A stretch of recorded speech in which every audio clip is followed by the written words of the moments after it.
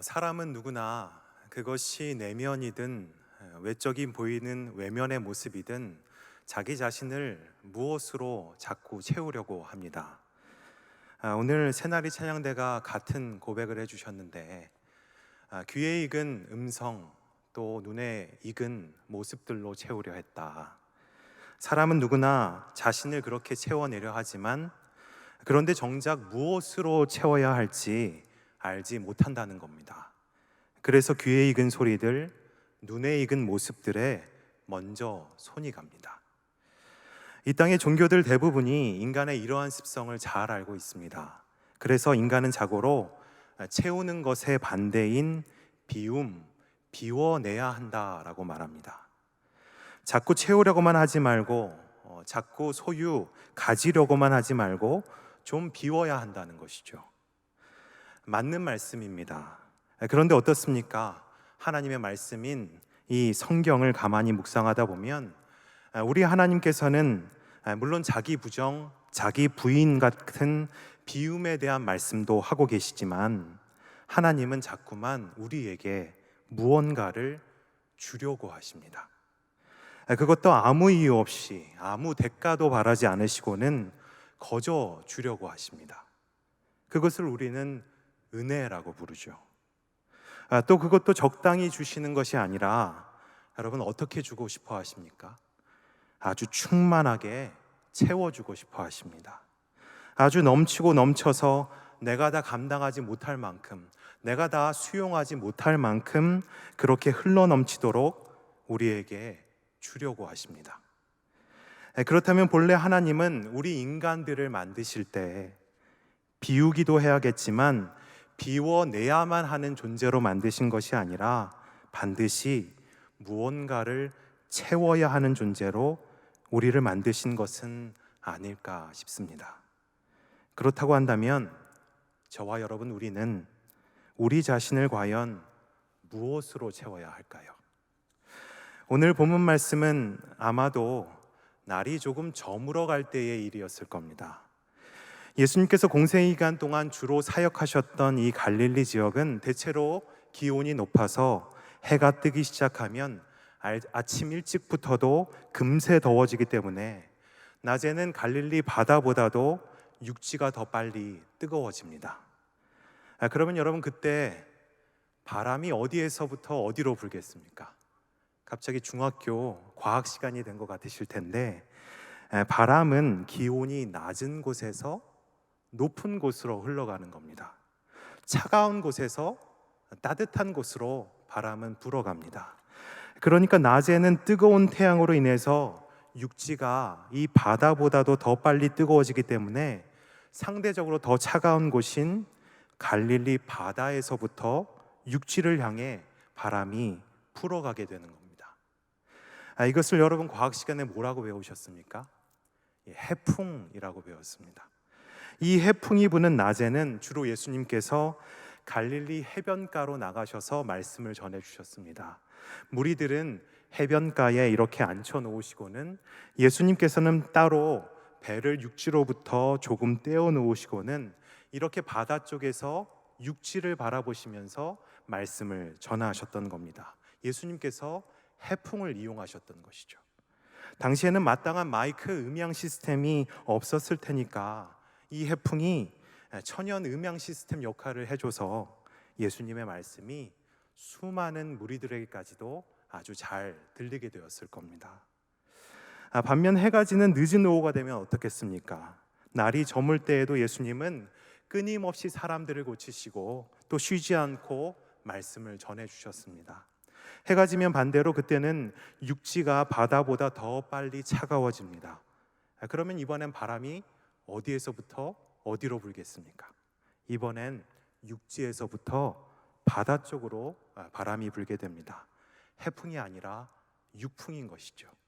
그때는 예수님께서 산 위에 올라가 앉으시고 무리들은 산 중턱에 둘러앉아서 예수님을 올려다보며 예수님의 말씀을 듣게 되었을 겁니다. 오늘 본문 말씀은 이렇게 시작하고 있습니다. 예수께서 무리를 보시고 산에 올라가 앉으시니 제자들이 나아온지라 입을 열어 가르쳐 이르시되. 여러분, 지금 이 장면이 상상이 되십니까? 날이 저물어 가는 늦은 오후에 갈릴리 바다는 이미 저녁 노을로 점점 붉게 물들기 시작했을 겁니다.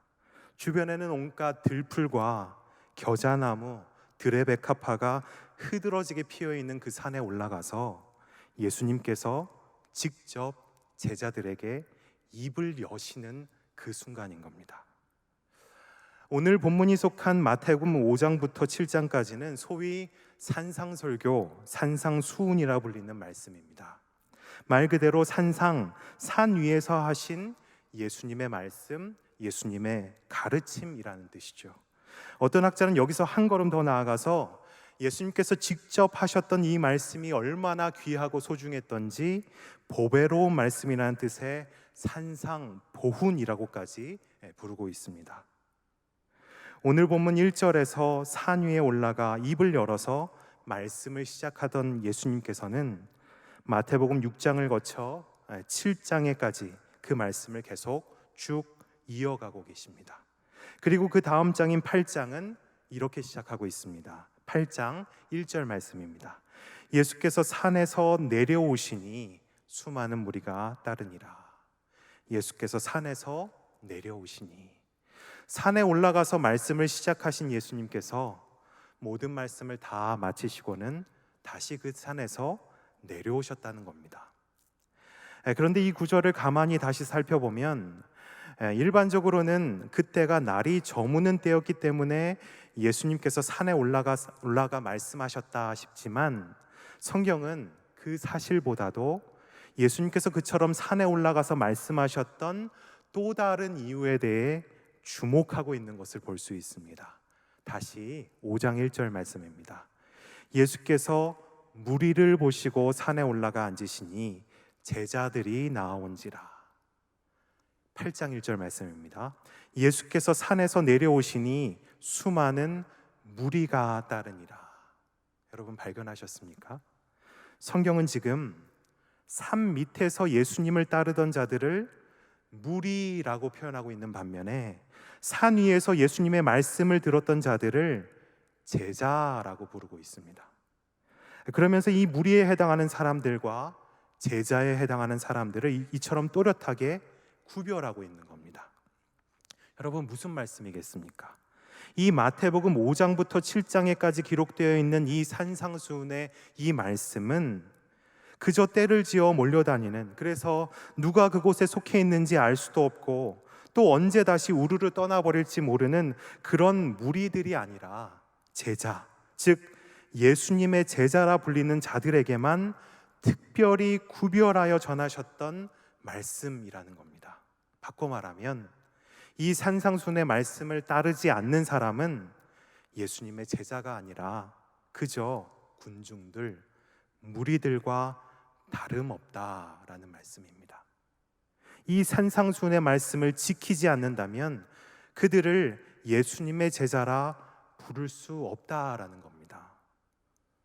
사랑하는 성도 여러분, 여러분은 예수님의 제자이십니까? 그렇다면 여러분은 이 산상수훈의 말씀을 잘 지키고 계십니까? 이 말씀에 기록된 대로 그렇게 잘 살아가고 계십니까?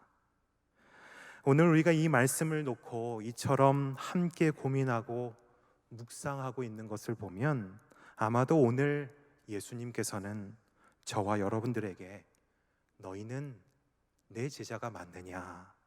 바로 이 질문을 하고 싶으신 것인지도 모르겠습니다. 그렇다면 예수님께서 이 산상수훈을 통해 우리에게 그토록 말씀하고 싶으신 것은 과연 무엇일까요? 신약의 첫 번째 책인 마태복음은 그 구조가 매우 간단합니다. 마태복음은 다른 복음서와는 달리 특별히 유대인 그리스도인들을 대상으로 기록한 복음서입니다. 여러분, 유대인들은 어떤 사람들입니까? 구약 성경과 율법을 매우 소중하게 여겼던 사람들이었습니다. 그래서 그들은 자신들이 모이는 곳마다 회당을 지어서 구약 성경을 강독했고 선생 랍비로부터 가르침을 받고 말씀을 들었습니다. 바로 이러한 유대인들의 습성을 고려했기 때문인지 마태복음은 다른 복음서들에 비해 예수님께서 직접 하셨던 말씀, 이 가르침 등이 매우 잘 정돈되어 있는 것을 볼 수 있습니다. 특별히 예수님께서 하셨던 말씀을 5개의 그룹으로 정리해 놓고 있는데, 이 5개의 그룹은 마태복음의 전체 구조를 든든히 지탱해 주는 기둥의 역할을 하고 있습니다. 그런데 그 5개의 기둥들 중에서도 가장 맨 처음으로 등장하는 그 첫 번째 기둥이 바로 산상수훈인 겁니다. 그리고 그 중에서도 바로 오늘의 본문 말씀이 이 산상수훈의 시작을 알리는 첫 번째 말씀입니다. 그런데 더 놀랍게도 그 첫 번째로 하신 예수님의 말씀이 여러분 무엇입니까? 다른 것도 아닌 바로 복에 대한 말씀입니다. 여러분 놀랍지 않습니까? 이 땅에 오신 예수님께서, 그것도 당신의 제자들을 따로 떼어 놓으시고는 그들에게 가장 먼저 입을 직접 열어서 하신 말씀이 바로 복에 대한 말씀이라는 겁니다. 더 놀랍게도요, 우리말 성경에는 이 오늘 말씀이 심령이 가난한 자는 복이 있나니 이렇게 시작하고 있지만, 원문인 헬라어 성경에서는 가장 먼저 등장하는 단어가 마카리오이, 즉 복이라는 단어가 가장 먼저 기록되어 있다라는 겁니다. 더 정확하게 말하자면 이 헬라어 마카이로이는 복된 사람이여 이렇게 부르는 호격 형태의 단어입니다. 그러니까 지금 예수님께서는 수많은 그 무리들로부터 제자들을 따로 떼어 불러내셔서는 그들에게 복된 사람이여, 너희는 복된 사람이다, 너희들이야말로 참 복덩어리들이다, 이렇게 부르셨다라는 겁니다. 예수님께서는 대체 제자들에게서 어떠한 모습을 보시고 그들을 복되다라고 그렇게 부르셨던 것일까요? 그 이유를 우리 예수님께서는 우리가 너무나도 잘 알고 있는 것처럼 팔복의 말씀, 8가지 복의 형태로 우리에게 말씀해 주고 계십니다. 시메온의 극마화의, 저는 그렇게 외웠었는데요. 시메온의, 심령이 가난한 자는 복이 있나니, 애통하는 자는 복이 있나니, 온유한 자는 복이 있나니, 의에 줄이고 목마른 자는 복이 있나니, 극마화의, 긍휼히 여기는 자는 복이 있나니, 마음이 청결한 자는 복이 있나니, 화평하게 하는 자는 복이 있나니, 의를 위하여 박해를 받는 자는 복이 있나니. 이처럼 어떤 사람이 복된 사람인지를 예수님께서는 8가지로 말씀해 주셨습니다. 그런데 이 말씀을 무심코 그냥 읽어 내려가면, 심령이 가난해야 복된 사람인 거구나, 애통해야 하나님의 복을 받을 수 있는 거구나, 온유한 사람이 돼야 복된 사람일 수 있는 거구나, 나도 그러한 사람이 돼야겠다, 이렇게 생각하기 쉽습니다. 그러나 이 팔복의 말씀, 시메온의 극마화의, 예수님께서 친히 복되다 선언하신 이 8가지 형태의 사람들이 정말로 왜 복되다 말할 수 있는지를 더 정확히 이해하려면 앞에서 시작하고 있는 이 문장들보다도 뒤따라오는 문장들을 더 잘 기억하고 있어야 합니다. 실제로 원문인 헬라어 성경은 이 팔복의 말씀들이 모두 각각 2개의 문장씩으로 이루어져 있습니다. 그리고는 이 각각 2개의 문장들이 헬라어 호티라는 접속사로 서로 이어져 있는데, 이 접속사 호티라는 단어는 이유나 근거를 말할 때 사용하는 접속사인, 우리말로 말하면 왜냐하면에 해당하는 그 단어입니다. 그러니까 본래는 이렇게 기록되어 있다라는 겁니다. 심령이 가난한 자는 복이 있다. 왜냐하면 천국이 그들의 것이기 때문이다. 애통하는 자는 복이 있다. 왜냐하면 그들, 즉 애통하는 자들은 누군가의 위로를 받을 것이기 때문이다. 온유한 자들이 왜 복이 있습니까? 왜냐하면 그들, 즉 온유한 자들은 땅을 기업으로 받을 것이기 때문이라는 겁니다. 의에 줄이고 목말라 하는 자들이 왜 복이 있습니까? 왜냐하면 그들은 이제 곧 배부르게 될 것이기 때문입니다. 이처럼 이 말씀에 기록된 본래의 형식을 따라서 이 왜냐하면이라는 접속사를 살려서 다시 읽어보면 정말 이 팔복의 말씀이 강조하고 싶은 것, 또 이 팔복 각각의 문장들의 방점이 어디에 찍혀 있는가가 이처럼 또렷하게 드러나게 됩니다.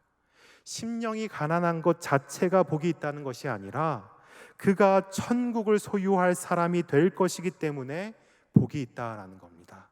즉 다시 말해 천국을 소유하는 사람이 진정으로 복된 사람이다, 이 말씀을 하고 계시는 겁니다. 애통해하는 것 자체가 복이 있다라는 것이 아니라 그가 지금 애통해하고 있는 자리에 있다면 반드시 그는 누군가의 위로를 받을 것이기 때문에 복이 있다라는 겁니다. 즉 다시 말해서 누군가의 위로를 받는 사람은 진정 복된 사람이다, 이 말씀을 하고 계시는 겁니다. 이처럼 이 팔복의 말씀을 가만히 이렇게 한번 분석해 보면 예수님께서 말씀하시는 진정 복된 사람이라는 것은 오히려 뒤따라오는 문장에 기록되어 있는 천국을 소유할 사람, 위로를 받을 사람, 땅을 기업으로 받을 사람, 배부르게 될 사람, 긍휼히 여김을 받을 사람, 하나님을 볼 사람, 하나님의 아들이라 일컬음을 받을 사람, 한 번 더 천국을 소유할 사람이라는 것을 알 수 있게 됩니다. 여러분, 이것이 팔복의 말씀이 진정 전하고 싶은 복된 사람의 모습입니다.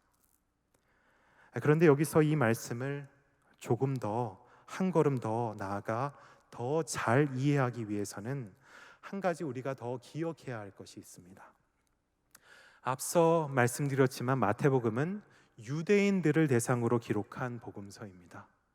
유대인들은 때로 조금 과하다 보이기도 하지만 세상 그 누구보다도 구약 성경, 그 중에서도 율법을 매우 소중하게 여겼고 또 그 중에서도 십계명을 누구보다 잘 지켜내려고 최선을 다했던 사람들입니다.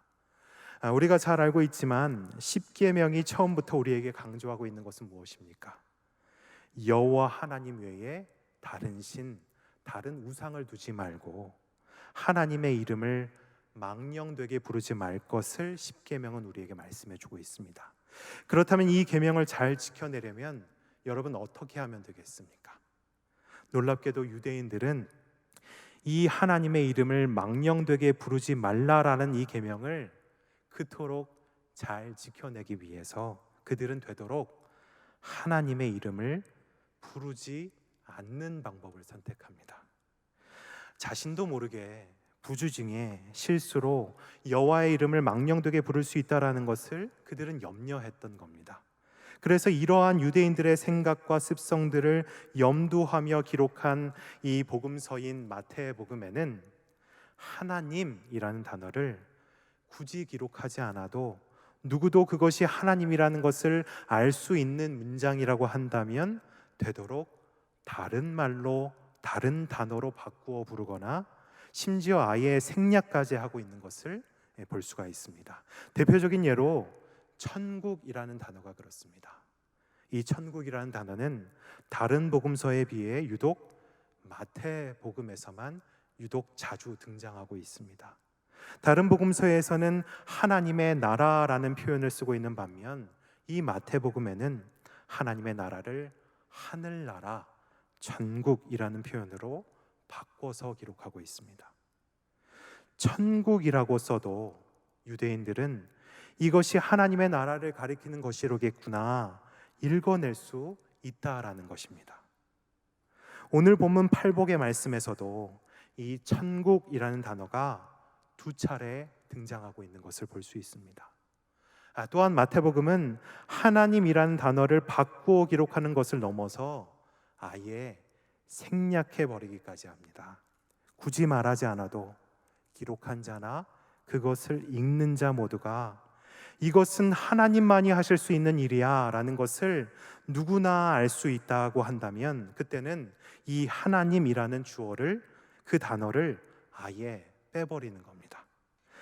그런데 그 대신 그 문장을 수동태의 형태를 기록하고 있습니다. 문장에는 수동태와 능동태 형태가 있지 않습니까? 능동태는 주어인 자신이 무엇을 했다라는 것이고, 수동태는 누군가에 의해 무엇을 하게 되었다라는 형태인데, 마태복음은 반드시 하나님께서 하신 행동이라고 한다면 이처럼 수동태의 형태로 기록해 놓아서 하나님이라는 주어가 생략되어 있다 하더라도 그것이 하나님께서 하신 행동이라는 것을 유대인 독자들로 하여금 알 수 있도록 했다라는 겁니다. 이것을 학자들은 신적 수동태라고 부릅니다. 이 신적 수동태가 오늘 본문 팔복 말씀에서도 여러 차례 등장하고 있는 것을 볼 수 있습니다. 바로 이 점들을 기억해서 천국이라는 단어를 본래의 뜻인 하나님의 나라로, 그리고 신적 수동태에 해당하는 문장에서 하나님이라는 주어를 다시 살려서 이 본문을 다시 읽어보면 팔복 말씀이 전해주고 있는 진정 복된 사람의 모습은 이렇습니다. 천국, 하나님의 나라를 소유할 사람은 복이 있다. 위로를 받을 사람, 하나님의 위로를 받을 사람은 복이 있다. 땅을 기업으로 받을 사람, 하나님으로부터 땅을 기업으로 받을 사람은 복이 있다. 배부르게 될 사람, 하나님께서 친히 배부르게 할 사람은 복이 있다. 긍휼히 여김을 받을 사람, 하나님의 긍휼히 여김을 받을 사람은 복이 있다. 하나님을 볼 사람은 복이 있다. 하나님의 아들이라 일컬음을 받을 사람은 복이 있다. 천국을 소유할 사람, 하나님의 나라를 소유할 사람은 복이 있다. 이렇게 다시 정리해 놓고 보니까 여러분, 이 팔복에는 계속 반복해서 등장하고 있는 단어가 있지 않습니까? 그것이 무엇입니까? 이 복이라는 단어와 하나님이라는 단어입니다. 8개의 문장 모두가 일제히 이 복과 하나님을 함께 말씀하고 있는 겁니다. 무슨 말씀이겠습니까? 이처럼 복과 하나님, 하나님과 복은 서로 때려야 뗄 수 없는, 결코 떼어서는 설명할 수 없는, 설명이 전혀 안 되는 그러한 관계라는 겁니다. 단언컨대 하나님 없는 복은 복이라고 부를 수 없다, 이 말씀을 하고 계시는 겁니다. 다시 말해 예수님께서는 수많은 무리들로부터 이 제자들을 따로 떼어 놓으시고는 산 위에서 하셨던 이 산상수훈의 첫 번째 말씀인 이 팔복은 이처럼 누구보다 하나님으로 가득 채워져 있는 말씀이었던 겁니다. 예수님께서 무리들 중에 있는 제자들을 가만히 보니까 그들이 참 외롭게 보였던 겁니다. 가난하고 그들의 아픔이 참 많이 느껴지고 슬픔이 가득해 보이고 몸과 마음이 주려 보이고 참으로 목말라 보였던 겁니다. 그래서 그들을 따로 불러내셔서 너 그거 아니? 지금은 외롭고 가난하고 아픔이 있고 고통 중에 있고 슬픔 가운데 있고 줄이고 목마른 자리에 있다 하더라도 너희는 정말 복된 자들이야. 왜냐?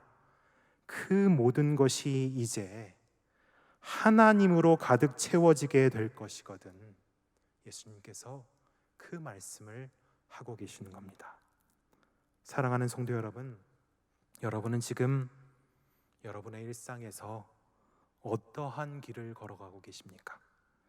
이 모든 것을 극복해낼 수 있는 힘은 사실 우리에게는 없습니다. 그것을 우리도 너무나 잘 알고 있지 않습니까? 아무리 일어나려고 해도 그것이 잘 되지 않을 때가 너무나 많습니다. 아무리 내게 익숙한 주변의 힘들을 총동원한다 하더라도 결코 쉽지 않을 겁니다. 겨우겨우 일어선다 하더라도 이내 다시 주저앉아 버릴 수도 있습니다. 오직 우리 하나님께서만 일으켜 주셔야만, 하나님께서 위로해 주셔야만, 우리 하나님께서 도와주셔야만, 하나님으로 온전히 채워져야만 가능한 줄로 믿습니다. 우리 인간이 반드시 무언가로 채워야 하는 존재로 우리 하나님의 지음을 받았다고 한다면 다른 어떠한 것보다도 오늘 주님께서 친히 말씀하고 계시는 것처럼 하나님으로 가득 채워가는 인생, 하나님으로 충만하여져서 복되다 불려질 수 있는 그러한 인생, 그 복된 인생 살아가시는 저와 여러분 되시기를 간절히 소망합니다. 그럴 때 우리 예수님께서는 저와 여러분 우리를 무리들로부터 따로 떼어 놓으시고는, 그때는 내가 복되다 라는 말을 넘어서 너희가 참으로 복되다, 참으로 복된 사람이다, 참으로 내 제자다 라고 친히 말씀해 주실 겁니다. 그러한 복된 삶 소망하며 살아가시는 저와 여러분 참된 예수 그리스도의 제자들 되시기를 우리 주님의 이름으로 축복드립니다. 기도하시겠습니다. 하나님 아버지, 오늘 말씀하신 이 말씀에 의지하여 무엇보다 또 누구보다 하나님으로 가득 채워지는 삶을 살아갈 때 그 인생이 가장 복된 인생임을 다시 한번 고백합니다. 오늘 우리의 삶이 가난하고 애통하고 줄이고 목마른 자리라 하더라도 그러할수록 우리 인생의 자리를 언제나 살아계신 하나님으로 가득 채워가는 복된 인생들 되도록 인도하여 주시옵소서. 그래서 지금 우리가 처한 상황과 환경과 조건이 그 어떠함과 상관없이 언제나 우리 주님 보시기에 무리들과 또렷이 구별된 예수 그리스도의 제자된 삶을 온전히 살아낼 수 있도록 우리를 붙잡아 주시옵소서. 예수 그리스도의 이름으로 기도하옵나이다. 아멘.